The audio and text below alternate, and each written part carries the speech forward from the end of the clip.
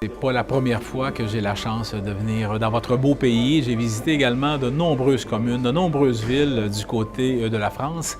Et une des raisons qui nous amène souvent ici, c'est justement l'aspect numérique. Alors, Shawinigan est en train de se développer, de se démarquer comme le troisième pôle en numérique au Québec. Alors, on en est peu fiers. Et en même temps, quand on voit des organisations, des événements comme Ruralytique présentement, bien, ça nous permet, dans un premier temps, de nous comparer, de voir à quel niveau nous sommes présentement et de quelle façon on peut collaborer également avec d'autres villes de France, d'autres endroits qui vont nous permettre, encore une fois, de nous améliorer. Évidemment, il y a du travail à faire ici du côté de la France, mais vous avez une chance immense, c'est de pouvoir compter sur des capitaux qui me font rêver, je ne vous le cache pas, des capitaux en termes d'immobilisation, particulièrement dans le numérique. J'ai vu les ministres, j'ai vu les gens annoncer des montants faramineux pour le développement du numérique un peu partout à travers la France. Je vous le dis et je vous le répète encore une fois, ça nous fait rêver. On n'a pas les mêmes moyens chez nous, au Québec, au Canada. C'est l'entreprise privée, c'est l'entreprise privée surtout qui y investit.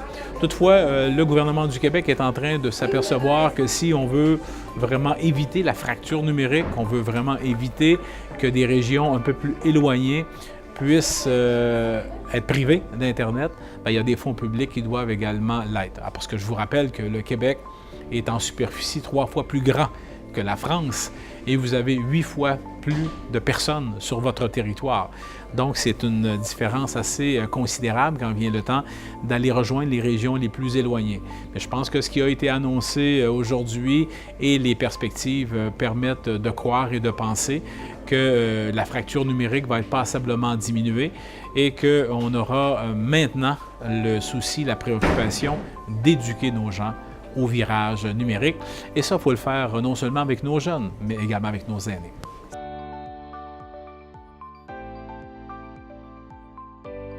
D'abord, on a été inspiré par des villes de France, par d'autres endroits, évidemment en Asie où on est allé.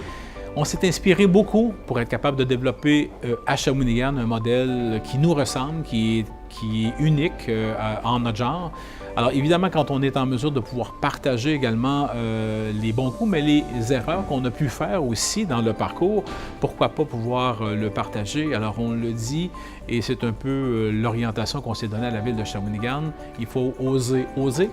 Il faut savoir oser, il faut avoir l'audace d'oser, mais il faut aussi avoir l'audace de le partager.